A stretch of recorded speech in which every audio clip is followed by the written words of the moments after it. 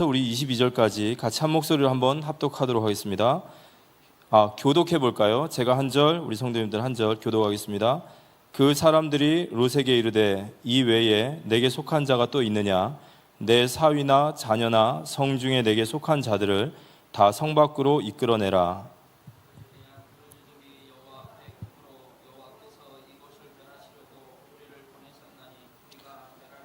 롯이 나가서 그 딸들과 결혼할 사위들에게 말하여 이르기를 여호와께서 이 성을 멸하실 터이니 너희는 일어나 이곳에서 떠나라 하되 그의 사위들은 농담으로 여겼더라.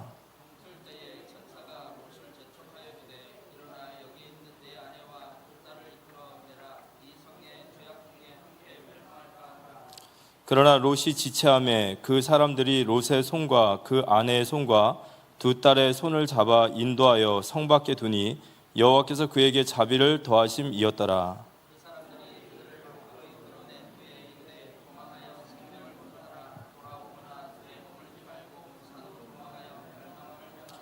롯이 그들에게 이르되 내 주여 그리 마옵소서.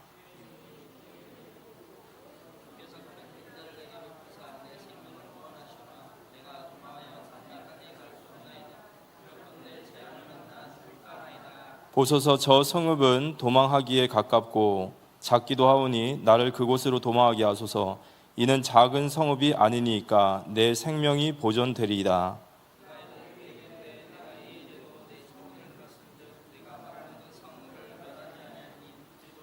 그리로 속히 도망하라. 내가 거기 이르기까지는 내가 아무 일도 행할 수 없노라 하였더라. 그러므로 그 성읍 이름을 소알이라 불렀더라. 아멘. 오늘 금요 예배 우리 함께 나눌 말씀은 불과 유황 속의 은혜라는 말씀을 가지고 우리가 말씀을 좀 나누도록 하겠습니다. 올해 한 해 동안 우리에게 예수를 바라보자라는 말씀을 우리에게 주셨고, 또 이번 주간에 특별히 이 세속적으로 살았던 롯에 대한 이야기를 합니다. 고린도전서 10장 11절에 보면 그들에게 일어난 이런 일은 본보기가 되고 또는 말세를 만난 우리를 깨우치기 위하여 기록되었노라. 그러니까 하나님 우리에게 성경을 주신 것은 우리에게 말세를 만난 우리에게 이 말씀이 본보기가 되고 깨우침이 되라, 이런 말씀 주셨습니다. 우리가 은혜를 받으면 가장 먼저 보이는 게 뭐가 보이죠? 내 안에 허물이 보이고 내 안에 죄가 보이죠. 그리고 그 죄로 말미암아 우리는 가슴을 치고 또 은혜를 간구하게 되고 또 그 은혜를 간구하는 자를 또 하나 일으켜 세우십니다. 은혜 받지 못한 자는 늘 자기의 어떤 신앙의 수준을 만족해요. 나 이 정도면 괜찮아. 나 이 정도면 참 쓸만한 사람이야. 그러다 보니까 더 이상 은혜를 간구하지 않고 시간이 지날수록 은혜가 말라가는 거죠. 그래서 오늘도 하나님의 은혜를 받는 우리 모두가 되었으면 좋겠습니다. 다른 사람이 보여지고 주변 사람이 아니라 롯의 이야기를 통하여 내 심령을 볼 수 있어야 되고 내 자신을 볼 수 있다면 우리 하나님 앞에 또 나아갈 수 있는 그런 시간이 될 겁니다. 올 한 해 우리가 예수를 바라보자라는 말씀을 주셨는데 히브리서 12장 2절에 보면 믿음의 주요 온전케 하시는 또 온전하게 하시는 이인 예수를 바라보자, 이런 말씀이 있습니다. 여기 믿음의 주요라는 말, 또 온전하게 하시는 이라는 말은 이 아르케고스라는 뜻인데 믿음을 시작하시니 믿음의 창시자이시고 믿음을 완성하시는 분이 누구시냐? 그분이 예수님이시라는 거예요. 그래서 우리에게 믿음을 시작하시고 믿음을 완성하실 분은 예수님이기 때문에 우리는 온전히 예수님만을 바라보고, 예수를 바라보라라는 뜻은 시선을 고정하라, 시선을 집중하라, 분산하지 말고 예수께 계속해서 시선을 맞추고 가라, 그 의미임을 믿습니다. 우리가 계속해서 예수님을 생각하고 예수님을 바라보고 그 예수를 따라가기 위해서 기도하고 몸부림치고 말씀 받는다면 하나님께서 우리가 이 예수를 바라보게 하실 것이고 승리하게 하실 겁니다. 이번 주간에 아브라함의 이 모델의 축복을 보면서 우리가 이번 주간에 아마 아브라함과 롯에 대한 이야기를 참 많이 들으셨고 또 묵상하셨을 겁니다. 근데 이제 아브라함과 롯의 가장 결정적인 어떤 선택에 있어서 롯은 육신을 따라갔다면 아브라함은 어떤 환경이나 어떤 상황을 선택한 것이 아니라 하나님을 택했다라는 거예요. 그래서 성경에서 우리에게 분명한 해답을 주십니다. 고린도전서 10장 13절에 보면 사람이 감당할 시험 밖에는 너희가 당한 것이 없나니 오직 하나님은 미쁘사 너희가 감당하지 못할 시험을 당함을 허락지 아니하시고 시험 당할 즈음에 또한 피할 길을 내사 너희로 능히 감당하게 하시느니라. 아멘. 우리 고린도전서 10장 13절 우리가 5가지 확신 중에 승리의 확신이죠. 감당치 못할 시험을 허락지 아니하신다. 맞습니다. 그래서 우리가 어려움을 만날 때도 늘 그래 하나님 나에게 감당할 시험을 주실 것이다. 그런데 여기서 더 중요한 것은 감당할 시험을 허락지 아니하신다라는 말씀보다 더 중요한 게 있어요. 우리 성도에게 피할 길을 주신다는 거예요. 피할 길이 어딜까요? 따라합시다. 예수 그리스도. 우리 성도의 피할 길은 예수 그리스도입니다. 여러 가지 종교적 형태를 갖다 넣지 마시고요. 딱 예수께 나아가야 돼요. 그 발 앞에 무릎 꿇고 기도하면 우리에게 감당할 힘도 그 은혜도 부어주실 줄 믿습니다. 사단은 자꾸 다른 거 얘기하는 거예요. 뭐 이거 저거 뭐 이 길 저 길 얘기하지만 우리 성도에게 주신 것은 피할 길은 오직 예수 그리스도다. 그래서 우리는 감사가 회복돼야 되죠. 성도의 감사. 제가 오늘 말씀을 준비하면서 이 성도의 감사가 뭘까? 우리 감사할 일이 요즘에 감사할 일 좀 많으십니까? 아니면 감사할 일이 도통 없으십니까? 근데 우리가 이 세상에서 누리는 감사는 유한한 거예요. 이따가 사라지기 때문에 영원한 게 아닙니다. 그런데 우리가 진짜 감사해야 될 우리 성도의 감사는 우리는 십자가의 그 사랑이며 복음의 은혜인 줄 믿으시기 바랍니다. 성경에서 감사라는 뜻을 유카리스티아라고 해요. 한번 따라해 볼까요? 유카리스티아. 이게 헬라어예요. 유라는 말은 좋다라는 말이고 카리스티아라는 말은 은혜라는 말이에요. 좋은 은혜. 이 말을 뭐라고 하냐면 성찬이라고 얘기해요. 그럼 성찬의 핵심은 뭐죠? 예수 그리스도의 피와 살이에요. 왜 십자가가 우리에게 감사가 될까요? 성경은 로마서 8장 32절에 이렇게 나와 있어요. 우리가 그리스도 예수 안에 속한 자임을 믿으십니까? 우리가 그 십자가 안에 있는 자인 줄 믿으십니까? 그렇다면 이 말씀이 우리에게 감사가 되는 거죠. 로마서 8장 32절 자기 아들을 아끼지 아니하시고 우리 모든 사람을 위하여 내주신 이가 어찌 그 아들과 함께 모든 것을 우리에게 주시지 아니하겠느냐. 무슨 말이냐면요, 하나님은 항상 우리에게 좋은 것을, 최고의 것을 준비하고 계시고 그걸 주기 원하신다는 거예요. 우리가 인생 살다 보면은 긍정적일 때도 있고 부정적일 때도 있어요. 그렇지만 우리가 감사해야 될 것은 나의 연약함과 내 부족함이 아니라 나를 십자가로 붙드시고 내가 예수 그리스도 안에 속한 자라면 반드시 하나님은 나에게 가장 좋은 것을 예비하고 계십니다. 우리가 그런 감사가 진정으로 회복된다면 절망 가운데서도 그 소망을 두고 기도할 수 있는 줄 믿으시기 바랍니다. 찬송가 539장에 보면 너 예수께 조용히 나가라는 찬양이 있죠. 너 예수께 조용히 나가. 오늘 금요 예배에 다른 많은 것들보다는 내가 예수 그리스도를 붙잡고 항상 나에게 가장 좋은 것을 주시는 그분을 믿고 신앙 고백하시고 나아가시는 오늘 이 밤 됐으면 좋겠습니다. 첫 번째는 심판입니다. 오늘 창세기 19장에 보면은 이 롯에게 두 천사가 글자가 나오나요? 여기는 안 나오네요. 그죠? 예. 뒤를 보시면 뒤를 보시면 나오는데 첫 번째는 심판입니다. 이 롯에게 두 천사가 이게 방문을 합니다. 창세기 19장 1절에서 3절까지 보면은 저녁 때에 그 두 천사가 소돔에 이르니 마침 롯이 소돔 성물에 앉아 있다가 그들을 보고 일어나 영접하고 땅에 엎드려 절하며 이르되 내 주여 돌이켜 종의 집으로 들어와 발을 씻고 주무시고 일찍이 일어나 갈 길을 가소서. 그들이 이르되 아니라 우리가 거리에서 밤을 새우리라. 롯이 간청하매 그제서야 돌이켜 그 집으로 돌아오는지라. 롯이 그들을 위하여 식탁을 베풀고 무교병을 구우니 그들이 먹으니라. 오늘 그 롯의 집에 이 두 천사가 왔어요. 근데 이 두 천사가 우리는 거리에서 밤을 지새우겠다 했더니 기어이 이렇게 모셔가지고 극진히 대접을 합니다. 이 유대 나라에는 이 나그네 환대법이라는 법이 있습니다. 신명기서 10장 17절에서 19절 말씀 한번 보실까요? 신명기서 10장 17절 19절 여기 나와 있네요. 성경으로 봐야 되는데 같이 한번 읽어보겠습니다. 너희의 하나님 여호와는 신 가운데 신이시며 주 가운데 주시오 크고 능하시며 두려우신 하나님이시라. 사람을 외모로 보지 아니하시며 뇌물을 받지 아니하시고 고아와 과부를 위하여 정의를 행하시며 나그네를 사랑하여 그에게 떡과 옷을 주시나니 너희는 나그네를 사랑하라. 전에 너희도 애굽 땅에서 나그네 되었음이니라. 이스라엘 백성들에게 나그네 환대법이라고 뭐냐면 너희 마을에 어떤 나그네들이 오면 그들을 절대로 노숙을 하지 않고 돌려보내지 말고 그들을 극진히 대접해라. 그러면서 이스라엘 백성 중에 고아, 과부, 나그네를 얘기했어요. 이 고아, 과부, 나그네는 이스라엘 민족 중에 가장 약한 자들이에요. 근데 그들을 먹이고 그들을 잘 섬기고 그들을 섬기라는 거예요. 왜냐? 너희도 전에 나그네였기 때문이다.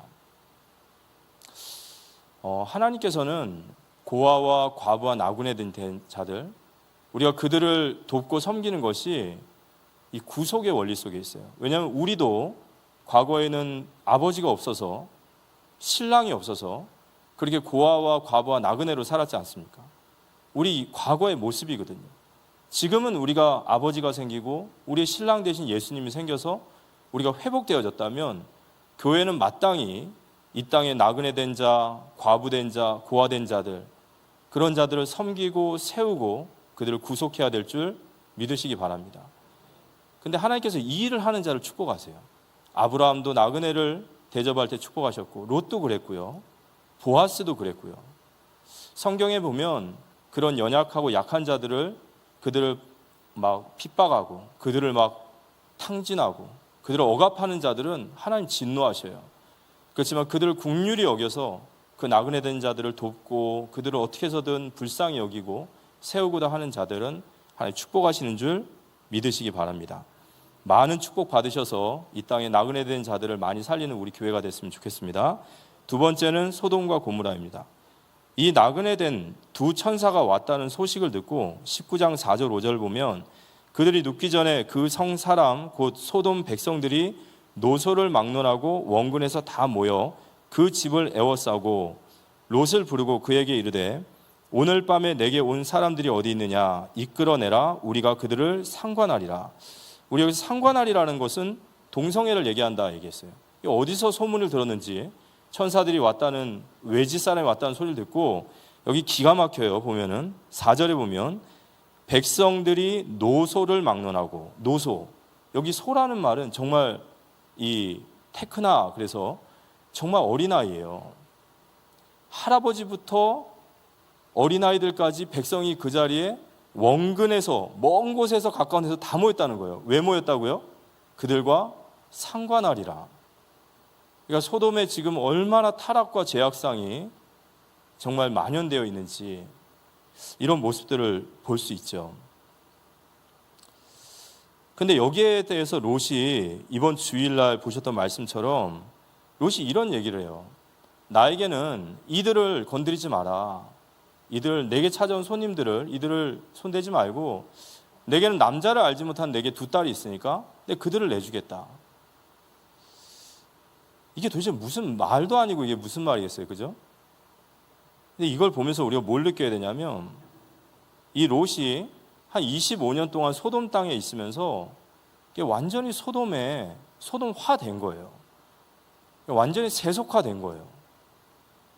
거기 있다 보니까 뭐 가랑비에 옷이 젖었는지 모르겠지만 완전히 세속화돼서 소돔 사람들과 똑같은 정도의 수준을 생각하는 거예요. 아까 우리 변 목사님이 마지막에 찬양하셨는데요. 저희는 세상에 살아야 됩니다. 그렇지만 우리가 세상에 물들어서는 안 되는 줄 믿으시기 바랍니다.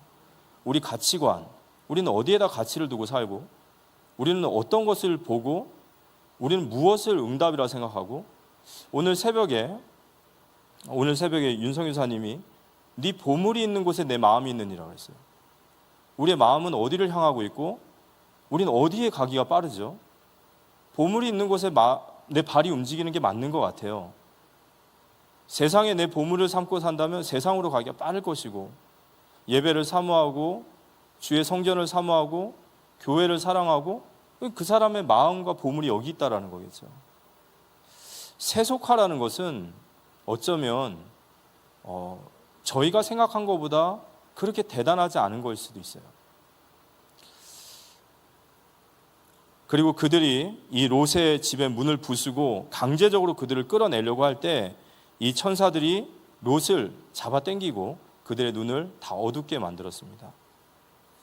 두 번째는 지체하는 롯입니다.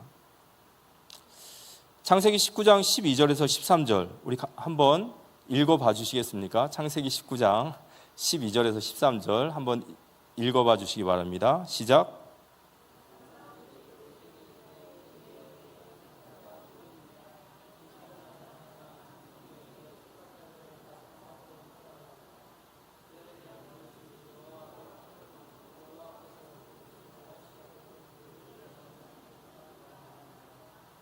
천사가 내게 속한 자들을 다 성 밖으로 이끌어내라 이렇게 얘기하셨습니다. 우리의 사명인 줄 믿으시기 바랍니다. 이것도 중요한 메시지죠. 내게 속한 자들을 이제 멸망받을 그 성에서 이끌어내라. 그래서 천사가 성 밖으로 이끌어내라 이렇게 말했습니다. 왜냐? 이곳은 이제 멸망할 거니까. 심판이 완전히 확정이 된 거예요. 그래서 내게 속한 자들을 이끌어내라. 근데 여기 이끌어내다라는 말이 이끌어내줘야지 그들이 구원을 받잖아요. 그죠? 근데 여러분 그 말씀 아십니까? 우리 교회라는 뜻이 어떤 뜻이냐면 교회는 어디로부터 부르심을 받았다. 어디로부터 이끌림을 받았다라는 거예요. 우리도 원래는 멸망의 자리에 앉아 있어야 될 사람들인데 하나님의 은혜로 또 그 누군가의 섬김과 누군가의 그 중심으로 우리가 이곳에서 세상에 이끌림을 받은 자들, 바로 교회 공동체인 줄 믿으시기 바랍니다. 우리가 이곳에 있는 것은 우리가 세상에서 이끌림을 받은 거예요. 그런데 지체하는 롯이 이 긴박한 소돔 고모라의 멸망을 놔두고 지체하기 시작합니다. 창세기 19장 14절에 보면 롯이 나가서 그 딸들과 결혼할 사위들에게 말하여 이르기를 여호와께서 이 성을 멸하실 터이니 너희는 일어나 이곳에서 떠나라 하되 그의 사위들은 농담으로 여겼더라. 이 롯이 심판을 그 가족들에게 막 전달을 해요. 그러니까 정말 다행인 것이 뭐냐면요, 그래도 롯이 심판을 믿는다는 거예요. 이게 얼마나 참 중요한 얘기예요. 그죠? 롯이 물론 영적으로 많이 무너지고 실패했지만 그 심판의 경고를 듣고 심판이 올 거다라는 것을 믿었다라는 거죠. 우리 가족들 구원하려면 우리에게 이런 은혜가 임해야 될 줄 믿습니다. 사실적으로 믿어진다면 우리가 당연히 그런 말을 할 수 있겠죠. 근데 롯이 심판에 대해서 경고를 하는데 그 이 사위들이 농담으로 여겼더라 이렇게 얘기해요. 근데 이제 사위라는 말은 우리가 사위는요 결국 정혼하고 결혼을 할 사람인데 이 결혼이라는 것은 문화와 문화가 만나고 신앙과 신앙이 만나는 거잖아요. 그러면 이 집안의 가치관이 어떤지가 나오는 거죠. 근데 이 집안에 이제 내 딸들과 결혼해서 이 가정을 이루어야 될 사위인데 하나님의 말씀을 듣는데 농담으로 듣는 거예요. 이 농담이라는 뜻이 차크라는 히브리어인데 차크라는 말이 가볍게 여기다, 먼지처럼 여기다라는 뜻이에요. 먼지를 털다라는 뜻이래요. 예를 들어서 우리 이제 신앙에 우리 어머니 아버님들이 애들 신앙생활 안 하고 예배 안 드리는 친구들한테 야, 너 예수 믿어야 되지 않냐? 너 예수 믿어야 된다. 야, 너 예배 가야 되지 않냐? 근데 뭐라고 하냐면 에이씨, 뭐 그런 말 하세요. 지금 이 시대에 무슨 예수를 얘기하고 먹고 살기도 바빠 죽겠는데 뭐 이런 거예요. 가볍게 여기는 거예요.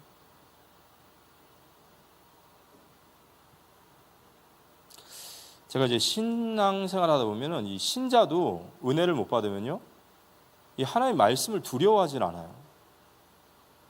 이 로마서 3장 18절에 보면 불신자의 특징이 뭐냐면 그들의 눈앞에 하나님을 두려워함이 없느니라 그래요. 왜 불신자들이 불신자답게 살 수 있는지 아십니까? 하나님을 두려워하질 않아요. 근데 신자도 은혜를 못 받으면 정말 그런 비슷한 모습이 나와요. 야, 너 그러다가 안 돼. 야, 너 그러다 진짜 큰일 나겠는데? 차라리 한 대 맞았으면 좋겠어. 막 이래요. 차라리 한 대 맞아도 나 돌아오는 게 더 낫지 않아? 막 이런 식으로 얘기해요.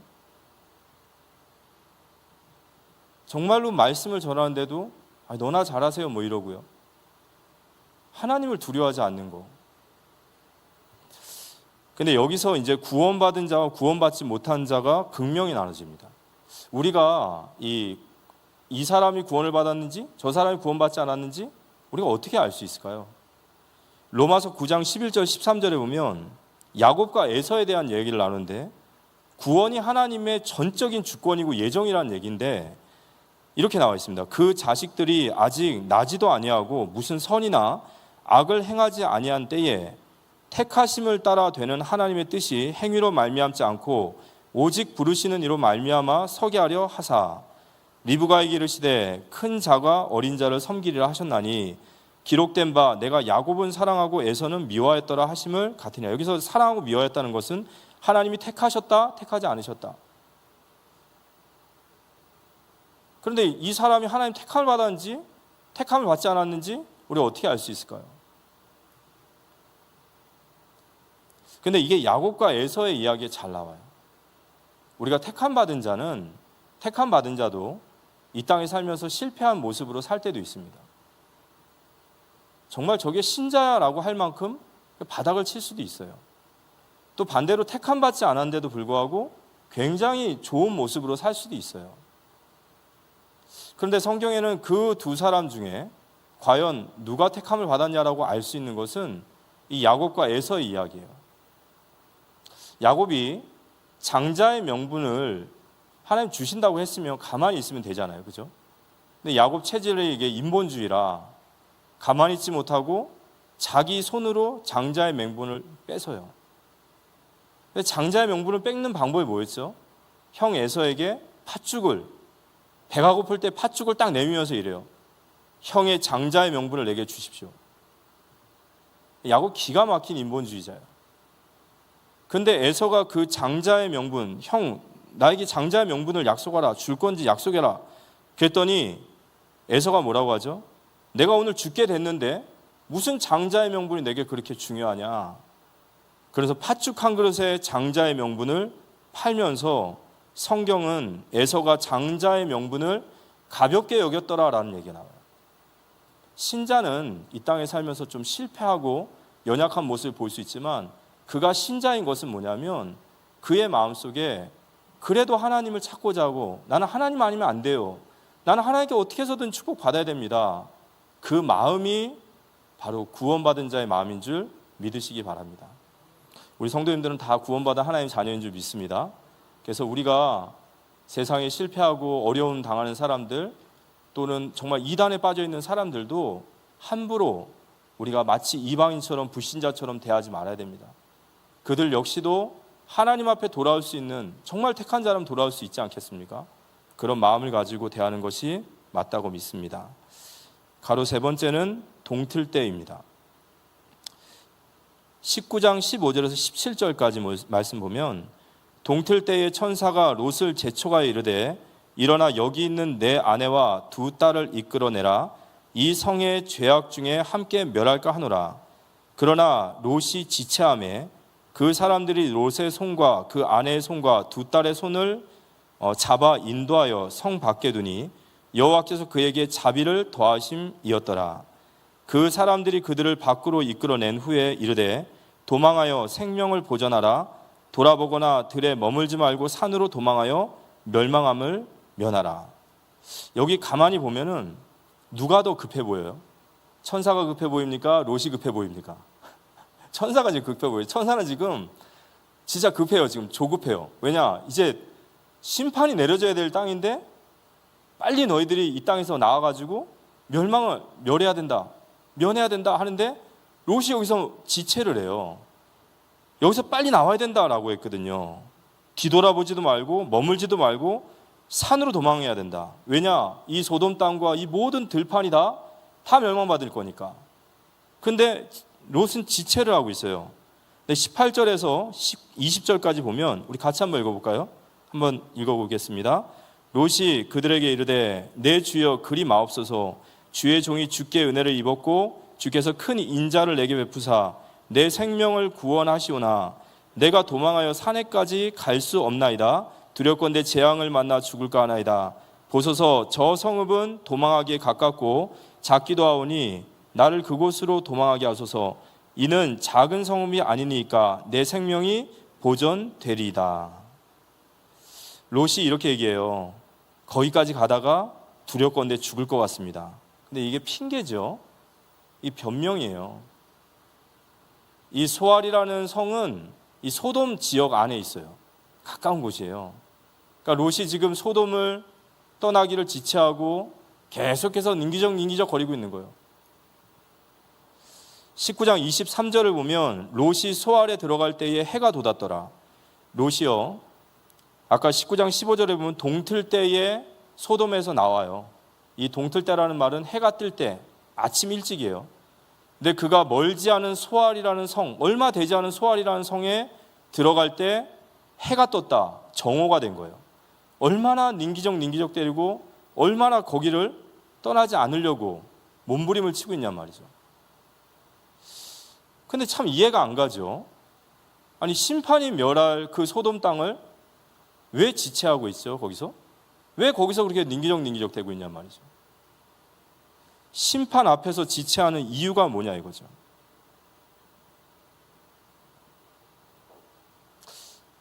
왜 소돔 땅을 떠나지 않을까요? 롯은. 왜 롯은 그렇게 소돔에 미련이 남아있을까요? 그 이유는 롯은 자기의 온 인생을 그 소돔 땅에 바쳤기 때문에 그래요. 롯은 원래 가나안 사람이기 때문에 이 소돔 땅에서는 이방인이에요. 이민자입니다. 근데 이 이민자인 롯이 소돔과 고모라 땅이 죄악 가운데 있는 줄 알고 거기로 들어갔어요. 왜냐? 딱 보니까 돈벌이가 된단 말이에요. 그들의 죄악의 모습들은 너무 타락의 모습들은 무섭지만 롯은 육신을 따라가는 자이기 때문에 들어가서 돈을 벌기 시작한 거예요.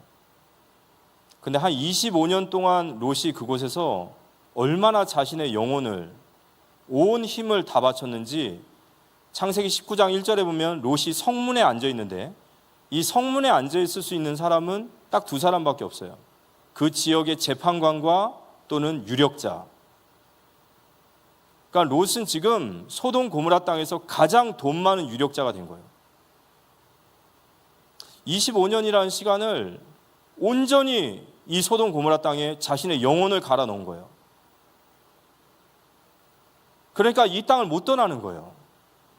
왜냐? 소돔 고모라 땅이 자신이거든요.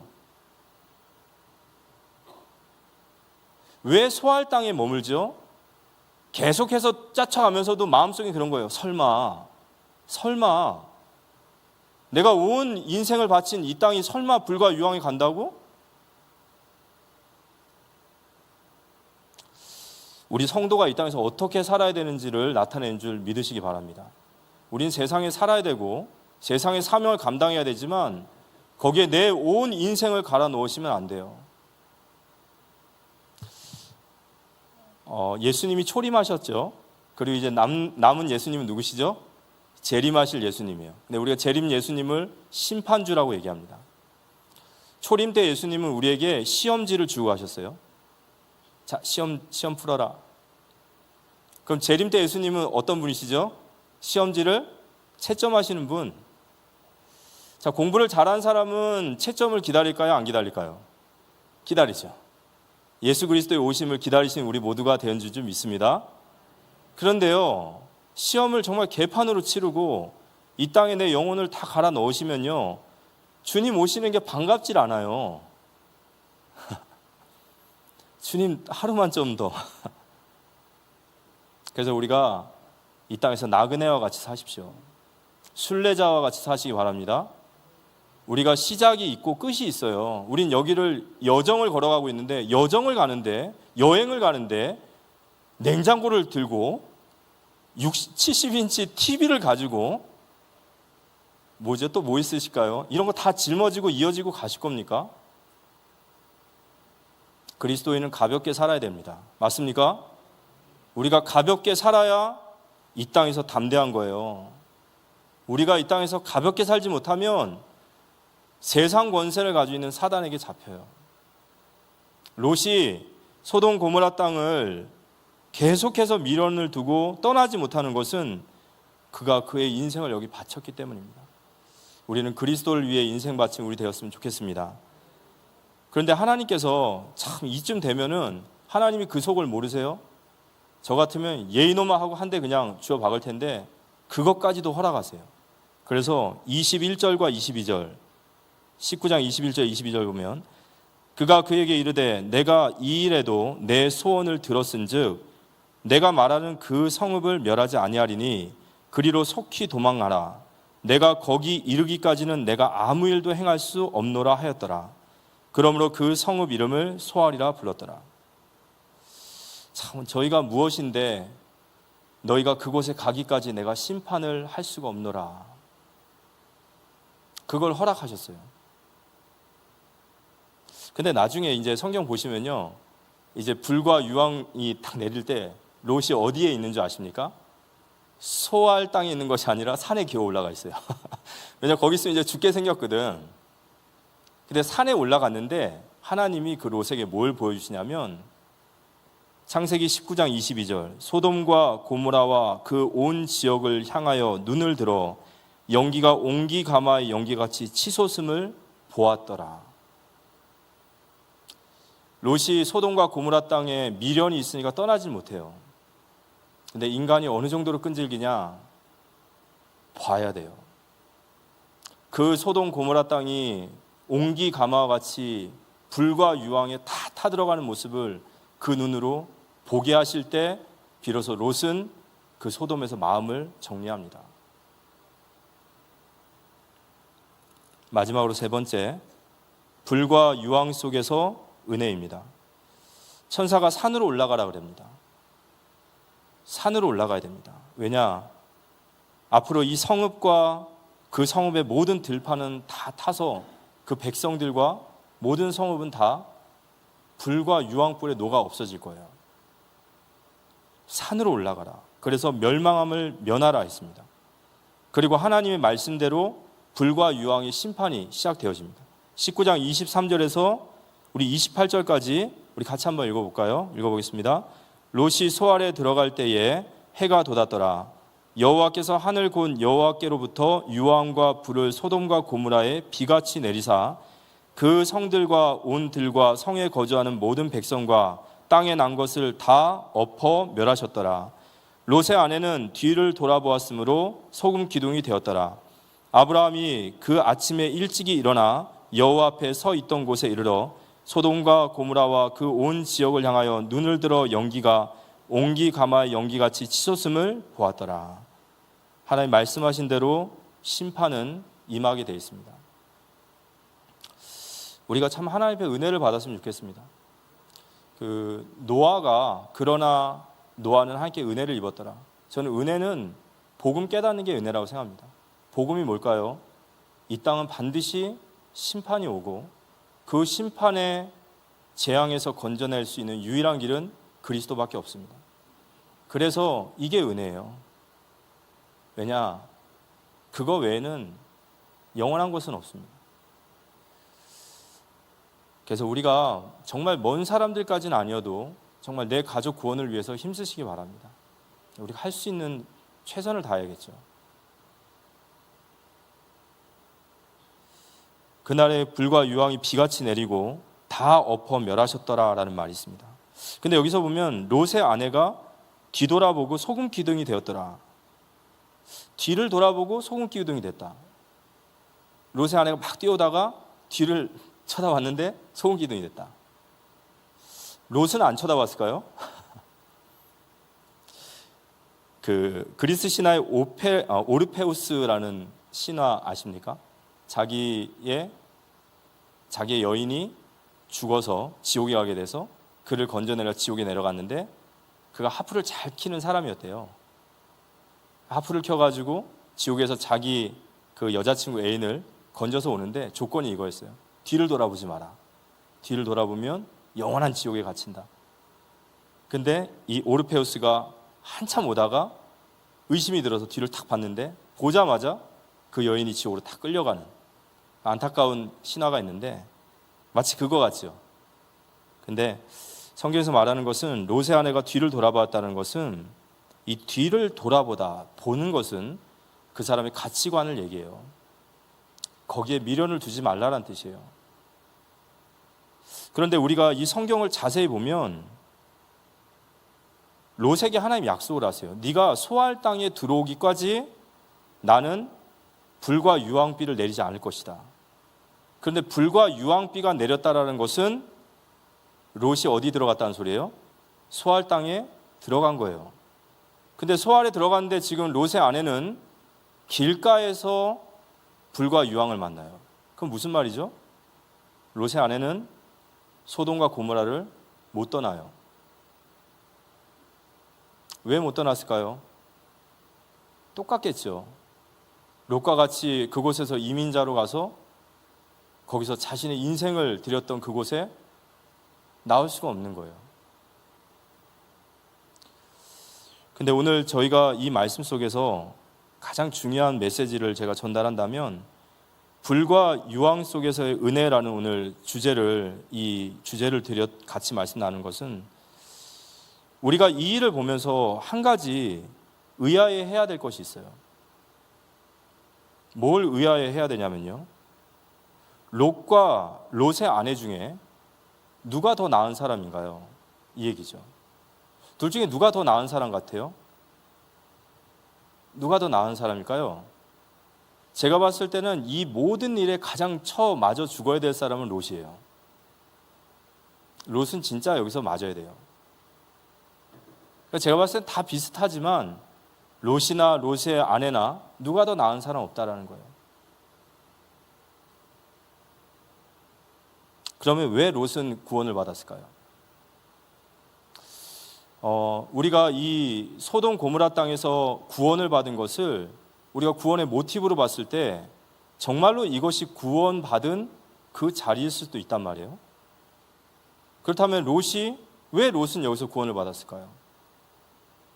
롯의 아내보다도 더 낫지도 않은데 왜 롯이 구원을 받아야 되죠? 여기에서 우리의 구원의 모습이 나오는 줄 믿으시기 바랍니다. 우리의 공로와 우리의 의가 아니라 오늘 그 은혜와 자비하심을 주셨더라는 말씀처럼 오직 우리를 구원하심은 하나님의 긍휼하심이며 그분의 자비이시고 그분의 은혜이심을 믿으시기 바랍니다. 우리의 공로와 의가 아니었어요.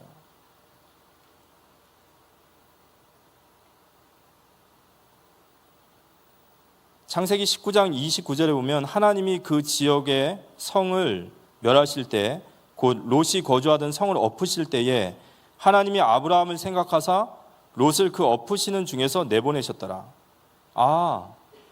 롯의 배후에는 아브라함이 있었구나. 그래서 하나님은 아브라함을 기억하사 그 엎으시던 중에서 롯을 구원하셨다. 이 말은 롯의 중보기도, 이 아브라함의 중보기도를 말해요.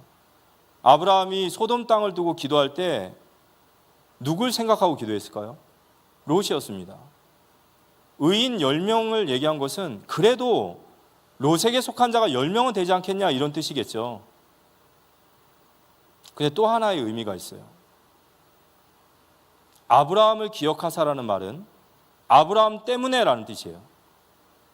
내게 속한 자를 구원해내라라는 말은 롯이 구원을 받은 이유는 아브라함에게 속한 자이기 때문에 그렇습니다. 아브라함의 그 언약 속에 속한 자이기 때문에 그래요. 아브라함의 중보 기도가 아브라함에게 속한 그가 하나님이 그를 구원하신 거예요. 그런데 우리는 아브라함이 아니라 우리의 중보 기도자 되시며 우리의 중보자 되신 예수 그리스도께 우리는 속한 자인 줄 믿으시기 바랍니다. 지금 그 얘기를 하고 싶은 거예요. 아브라함에게 속한 자도 건져내시는데 하물며 예수 그리스도 안에 속해 있는 너희는 어떤 사람이냐라는 얘기를 하고 싶은 거예요. 그 십자가의 사랑과 은혜 가운데 그 속에 거하는 너희가, 내가 너희를 그 소돔의 멸망 가운데서 건져낸 것이 너희가 내 안에 속해 있음을 알길 원하시는 거예요. 그런데 예수님은요, 불과 유황불에서 우리를 인도해내신 분이 아니라 그 불과 유황불을 직접 다 받으시고 우리를 감싸 안으신 분이세요. 심판을 받으신 분이십니다. 이 불과 유황은 요한계시록 마지막에 나타날 최후의 심판의 모습이에요. 마지막에 하나님의 진노의 심판이 내릴 때 그 모든 심판을 몸으로 다 받으신 분이 바로 예수 그리스도신 거예요. 우리를 감싸 안으시고, 우리가 그 은혜를 아는 이 밤이 되었으면 좋겠습니다. 그래서요, 유카리스티아, 감사, 내가 진짜 예수 그리스도께 속한 자가 맞다면 감사하시기 바랍니다. 그 주님은 자기 아들도 아끼지 않으시는 그 하나님께서 우리에게 가장 좋은 것으로 우리에게 주시는 하나님이신 줄 믿으시기 바랍니다. 나 같은 자를 그 크신 사랑으로 건지신 그 은혜를 알면요, 우린 더 이상 롯과 같이 살 수 없어요. 그래서 여러 가지가 아니라 우리 신자가 철드는 것은요, 십자가를 통과하셔야 돼요. 인생은 60부터가 아니라 인생은 십자가로부터입니다. 그 십자가의 그 은혜와 그 사랑을 통과할 때 비로소 철이 들어요. 아, 내가 이렇게 살면 안 되지. 내가 이렇게 살면 되겠어? 그 내면에서 시작되어지는 그 역사가 우리의 인생을 바꾸실 줄 믿으시기 바랍니다. 교육이 사람을 바꾸고 행정이 사람을 바꾸고 사람이 어떤 권고가 사람을 바꾸는 것 같지만 오직 그리스도의 십자가의 은혜가 우리를 바꾸시는 줄 믿으시길 바랍니다. 오늘 말씀 결론적으로 실패한 사람 롯이에요. 우리가 롯은 하나님의 자녀임에도 불구하고 세속적인 삶을 살았습니다. 그래서 그가 심판받았어요. 정말 이 땅에서 신자의 모습이 아닐 만큼 완전히 무너진 모습입니다.